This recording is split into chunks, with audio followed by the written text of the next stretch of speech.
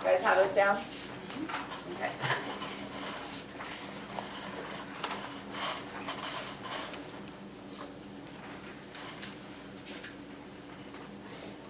One color.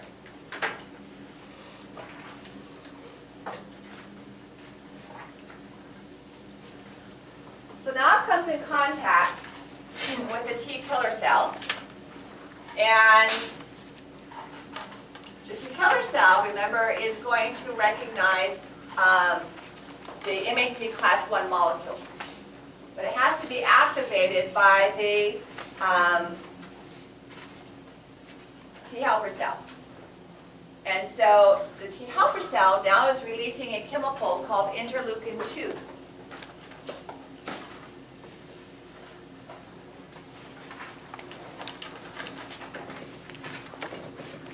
Is that because of the interleukin 1? Yes. At least that's what I was trying to understand. It said that here. So interleukin 2 is going to be made by the active cell only after it's been activated. The interleukin 2 will bind to a T killer cell. So these are receptors for interleukin 2. And the T killer cell, remember now, has T cell receptors. And those T cell receptors are recognizing what?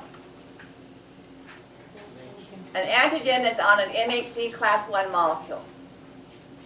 So now we have, this was a virus. So I think it's easier if we make it a virus, even though we don't have oval viruses. So now we have a viral infected cell.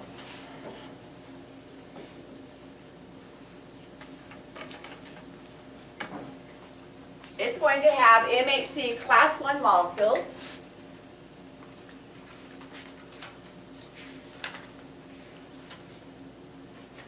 Through the endogenous peptide sequencing that have a viral antigen being presented on their surface.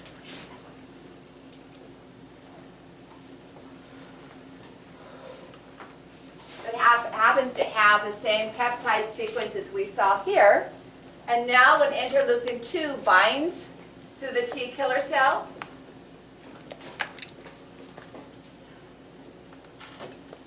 it can be active and release its chemicals.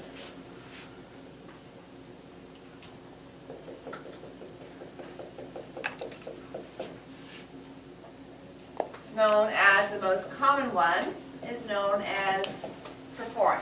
Remember perforin from the NK cell? It's similar to the MAC attack in its function in that it causes perforation, openings in the cell membrane, and the viral infected cell lysis.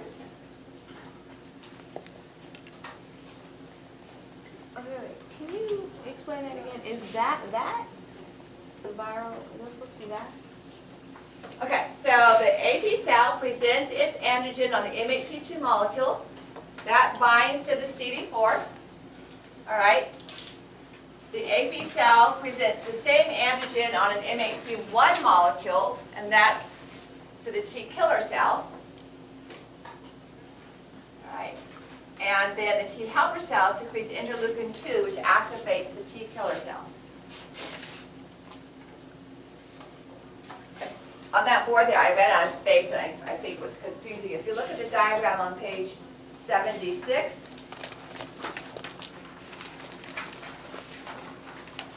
the cytotoxic, I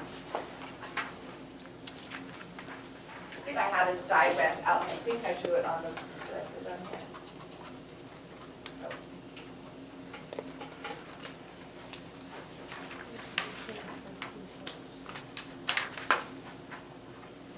Okay, so here's a better image.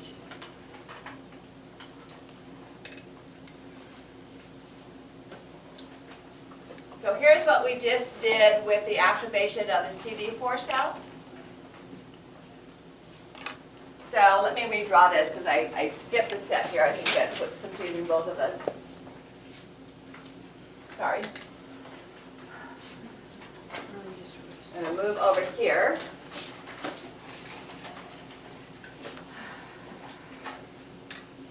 And these two cells are actually both associated with the macrophage. So the T helper cell is binding to the MHC2. Part of that virus ends up on an MHC class 1 as well when it infects this cell. And so our T killer cell that's not active is recognizing the antigen from this same cell. And the interleukin 2, which is still being released by the T helper cell,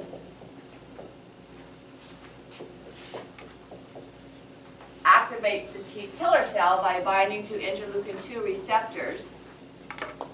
And now the T killer cell is primed both by its interaction with the MHC class 1 molecule and by the chemicals from the T helper cell. So the T helper cell is activated directly by interacting with the MHC class 2. The T killer cell has to get both the MHC class 1 interaction and the interleukin 2 before it is active. Okay?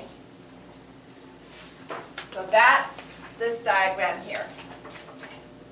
If you were to add molecules, then you would add interleukin 1 from the APC or the macrophage cell going to the T helper cell, interleukin 2 going from the T helper cell to the T killer cell, and now both of these can leave and populate and go out into the body.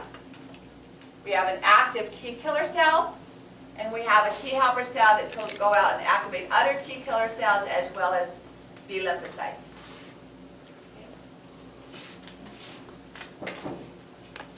Yes. The T killer cell still releases the perforin? Yes. So, but it's going to release the perforin when it binds to the other viral infected cells. Not the one that's already done. Right. It could, but it's still going to be attacked and go out and kill the other virally infected cells. So it breaks off of this? Separates. Yeah, it would dissociate. So we would have that high population of other cells that are activated.